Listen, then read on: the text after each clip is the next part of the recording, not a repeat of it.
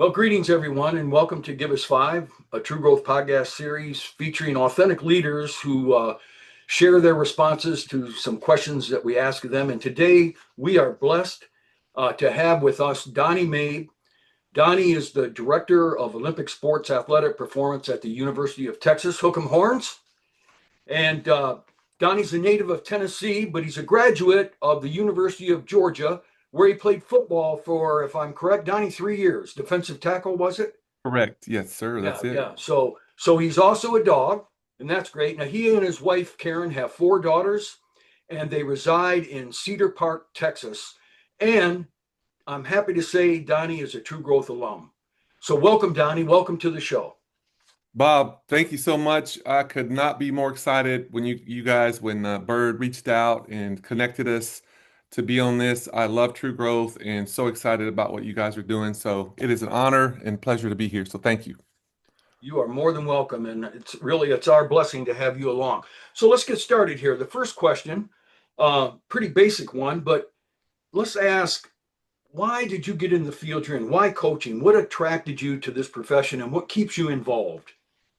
That's a great question. I think, and I actually got this from True Growth, right? You go through these seasons of refinement, um, and these seasons sometimes are dark. They're not fun. They're not easy. There's a lot of adversity, maybe not a lot of clarity, right? And they become these defining moments. If you ever want to move into a leadership position, you've got to go through a season of refinement, right? Where it's like, man, like, why am I going through this? And you don't really, being a strength coach, now I understand more about leadership development and training than I ever have because my role as a strength coach is to intentionally put athletes under pressure and stress and duress to make them more resilient, to be better athletes, better teammates, and to perform at a higher level. What's no different as a leader, right? And so you ask, what got me into coaching? I blew my knee in 1992. My dream was to go to the NFL, to play football for years, make good money. Have my career path was so like it was just straight in front of me. And then to have my dreams dashed and completely destroyed when I blew my knee, my career was pretty much over. I went into depression.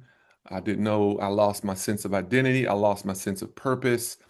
But there was this one thing that consistently was true in my life, and that was the weight room. I went through a very difficult time growing up in my family. The weight room was that vehicle that kept me on track, that kept me out of the streets. It kept me with goals. It put me in a community, right, of people that supported me and would encourage me through difficult times.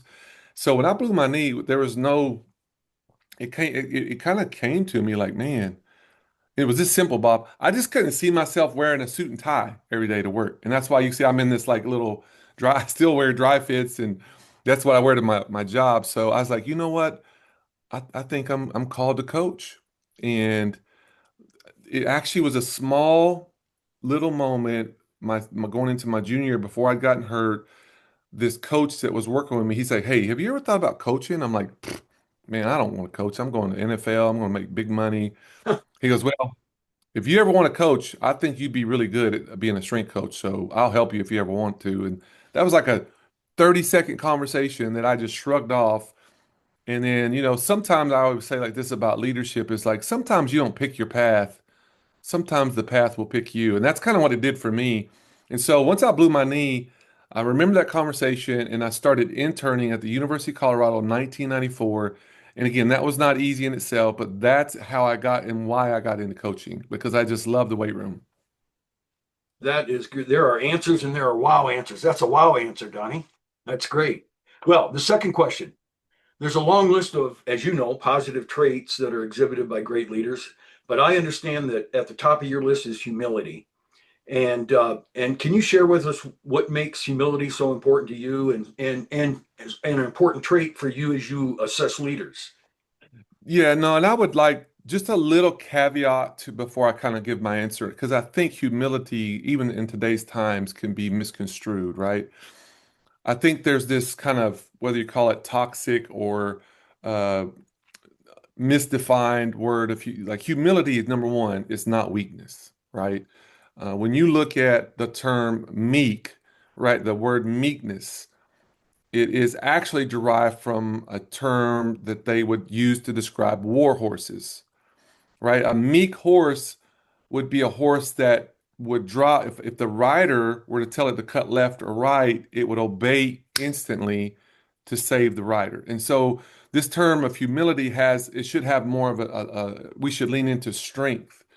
We should lean into more toughness, not weakness, not weakness and not being a pushover, not being somebody who's easily walked over, taken advantage of, or manipulated. That is not the proper definition of humility.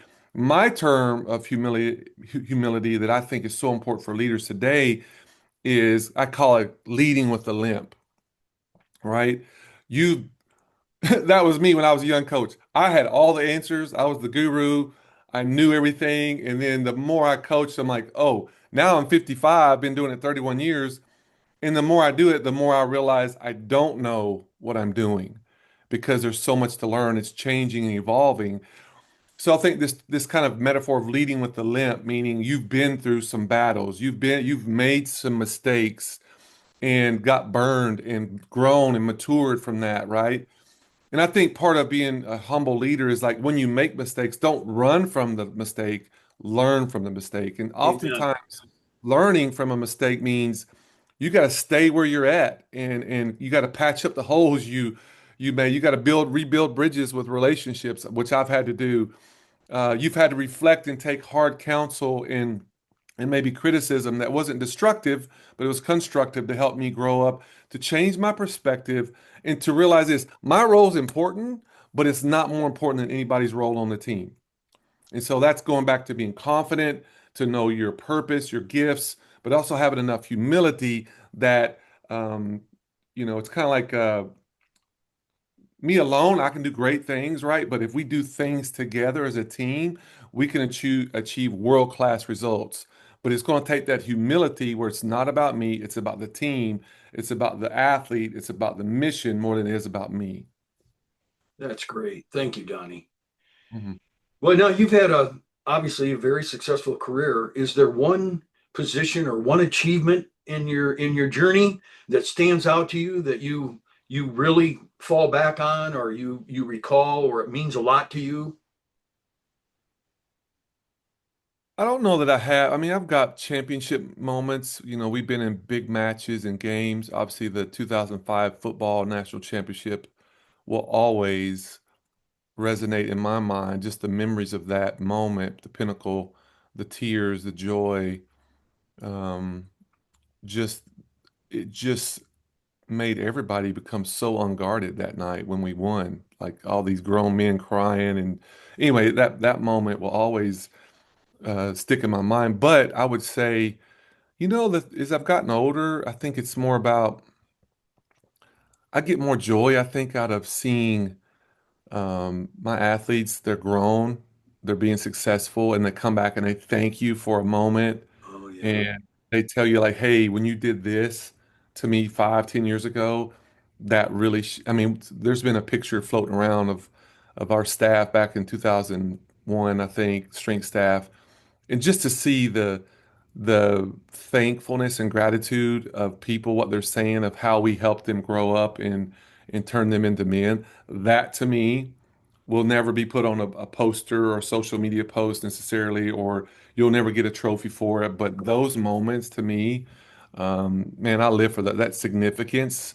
It's more when you're younger, it's all about your success. It's about you. It's about your name, your title, your money, your influence. But as you get older, it's more about significance, about the difference you made in people's lives. So I think those are collectively, that's the thing I think about the most and still enjoy to this day. Yeah, well said. Well said. I tell young leaders myself, you know you've made it as a good leader when your purpose is to see the success in your people and not be concerned about your own because your own success will evolve if you're working hard for others. So great answer. Alrighty. Um, what would be your three top tips for a young person beginning in a new role as a leader? I mean, I think number one is just, don't. Um, don't get so eager and fired up that you just start taking off running and sprinting with your vision and mission and what your objectives are. I think that's important to have a sense of direction and vision, but I think it's more important when you start into a new role. Number one, if you've never been in that role, you need to just sit back and survey the land, like watch. Okay, what is the title? What's your responsibilities? And then I think biggest thing, who's your boss? We all usually report to somebody. Work to build, if you don't have rapport, work to build rapport. Get crystal clear expectations of what they want you to do in that role. If I can build, and that may mean you have to take your dreams and visions and put them to the side for a season, Mhm. really get on the same page with your boss and your leader. So listen, ask questions, take assessments, meet with people, watch, see, kind of be that leader, that flexible leader. It's kind of more like, Tim Elmore, one of the guys that's kind of had an impact on me, Dr. Tim Elmore at Atlanta. He talks about these styles of leadership, right? And there was these styles like the commander in chief, right? The military that still works. You can be top down, like very very direct, very just cut and dry. That we're not going to have much discussion, and that works, right? You can have a CEO like where you're running a company, and he kind of goes through these different styles in the eras. There's a coaching leader. I'm going to coach my people to greatness, but I think the most relevant style of leadership Tim talks about, Dr. Elmore, is the poet gardener leader, right? So think about that for a minute. Poet. A poet looks at the lines and words and he may shift things around to make it sound beautiful. Uh, Whereas a gardener, I've done some, I'm not a gardener, but I've done some, unfortunately. A gardener goes out and looks at the environment, looks at the dirt, looks at the soil, the sun, the water, what kind of threats in the environment. And a gardener will go out there and nurture. We'll put down fertilizer, we'll pull out the bugs, we'll put up fences of protection so that whatever's in that environment, that little patch of grass and ground is going to flourish, be beautiful, and it's going to help others be successful. So I think that this sense of like a poet gardener in today's, because everything's so complex and challenging and changing today, you really need to go in there and kind of be adaptive a little bit. I feel like that's so important right now. wow. Great answer. Great answer. Well, you yourself possess several attributes that mark you as a great leader, a great person, a great human being. And I know that your faith is very important to you. Why is faith so important to you? Just kind of it keeps me grounded, I think I remember 2011 when I transitioned out of football into the Olympic sports. That first year was very difficult. Personally, I was probably very depressed. And I'll say it like this, you don't realize sometimes, there's a quote, right? That this is kind of a silly quote, but we can put a man on the moon, but we still can't see the back of our necks. And so, I feel like, and you, as you know, Bob, all leaders we have blind spots. And so I had gotten so much sense of purpose and identity and my value and worth out of being with a football team. Because I would tell people what you did, like, oh my God, you work with Texas, you work with Vince, you work with Coach Brown, you work with all these, which was cool. There's nothing wrong with that. But if I get my sense of worth and my value in the job that I do out of me being a football strength coach, then what are we doing, right? And so I had to be almost stripped a little bit of like, no, my sense and value and worth comes from me first and foremost being a man of faith. I'm a human being. I'm not a human doing. And so I think there's this sense of like, man, whether I'm a coach or if I wash cars for a living or if I deliver mail or if I, drive Uber, I still am a human being. Like God tells me that I'm worthy and have value no matter what I do because of that. And so I think that keeps me grounded in different seasons. It always comes back to like, man, my faith is immovable. The world will always change. Things will go up and down, good and bad, but my faith is something that will help me remain constant, grounded and stable as I work through different seasons of my life. So I think that's why it's most important to me. That's great. That's great. Well, I can't let you go. Those are the five questions we had for you, but I can't let you go without asking. It's been a little while since you went through the True Growth experience, but the True Growth experience lasts forever. And can you share your purpose and your five core values that you defined? Yeah, my purpose, I was thinking about this morning. I think the number one thing that I got from True Growth was what we just talked about. My first sense of purpose is to honor God, right? When I start talking about my purpose, is to honor God. That's in everything I do, to honor God and to serve others, right? So there it goes again, right? Man, I have a higher purpose than whatever I'm doing, to honor God, to serve others, to help them become the best version of themselves. And so that's kind of my main kind of mission. Now, my core values, you're putting me on the spot here. I can remember, I think maybe not five, but I know number one was faith for sure. I know number two was family, right? For sure, because I came out of a broken home. And so one of the things that's been so passionate, I wanted to be a great coach and leader, but I also wanted to have a healthy family that we stay together through thick and thin. We have four daughters, my wife and I, that they're getting older now. They're getting two of them are grown and working, and two of them are still in college. So I wanted to have my faith, I want to have my family intact, and then I think the other thing would be the third one that I remember the most is fitness, right? I'm gonna keep it simple, but fitness is just to be healthy, right? To be strong, to be resilient. I think for me, that it's so important that we take really good care of ourselves. Kind of like what's that? The Aesop's fable about the golden goose that died. Have you ever? I don't know if you've read or you can look it up. But the golden goose was laying these golden eggs. But once everybody found out they were laying these golden eggs, this goose, they just kept making the goose never rested. And so nobody could be blessed by the golden goose laying egg, right? Because the goose got exhausted. Yeah. And I mean, I've even been going through, I've gotten older here. Obviously, I'm not old, but I'm getting older. So I've got to adjust. If you're going to be a leader, you've got to take good care of yourself. So fitness is a big part of that. And fitness is not just like working out. That's who's your community? Who are you getting your cup filled up? Like I give out so much, but I don't do a great job of filling my cup up. So I've got to take good care of that, right? You've got to be emotionally fit. If you've gone through, maybe you've gotten fired, or maybe you've been betrayed, or you've gone through a divorce, or something like that. Emotionally, there's going to be a lot of trauma in there and hardship that you need to, sometimes as leaders, we need to focus. I'll give you an analogy of this. Arthur Pink wrote a book called The Seasons, I think, of Spiritual Growth. And in that book, he talked about how trees grow. Trees grow four ways. All right, and this is kind of a metaphor for leaders. Trees grow down, the roots go down into the earth. Trees go vertical, they grow up, and trees grow out. That's three ways. But the fourth way a tree grows, we don't always see it. And it's in seasons of winter. In the wintertime, there's no growth out, there's no growth up or down.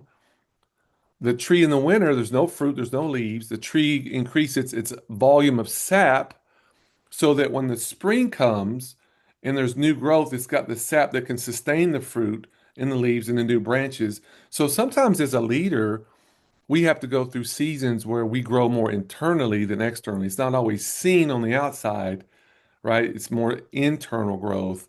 And those can be the toughest seasons for a leader. I know for me personally, I know there was a book I read years ago called "Don't Die in the Winter," and it's a book about growth internally. And so sometimes, again, it won't be, you know, money, more sales, bigger business. It may be more your character's sharpened, your you have greater resolve, you have clarity and vision. Maybe you're more compassionate as a leader, so now you can actually lead your group with empathy and not just be such a driver and be so harsh to people. Sometimes, man, that season of being more compassionate, being more reflective, and how you treat others makes you a better leader more than any success would. So I think, again, I can't remember all five of them. Those are my top three, though. Well, that's great. That's great. Well, Donnie, we can't thank you enough for taking the time to be with us today. Folks, Donnie's complete bio is available to you online. If you check the October newsletter, you'll get his full bio. And I'll also tell you, Donnie's authored two books, right? Donnie, you're an Yes, author of two sir. books, yeah. And both those books are available to you. What are the titles, Donnie? The first one was the secret sauce of leadership, and the follow up to that came out about a year later, called the two buckets of leadership. So you can read them in any order. One's more about personal leadership. That second one is more about leading a team or a group. And you can find both of those on Amazon. They're both on Amazon. Well, thanks again so much for sharing your thoughts and ideas with us. We really do appreciate it. And folks, next month we're going to feature Amy Folin, who happens to be the athletic director for Central Michigan University. So we'll send out the announcement of the time and date, and we'll look forward to that. Thanks again, Donnie. Stay safe.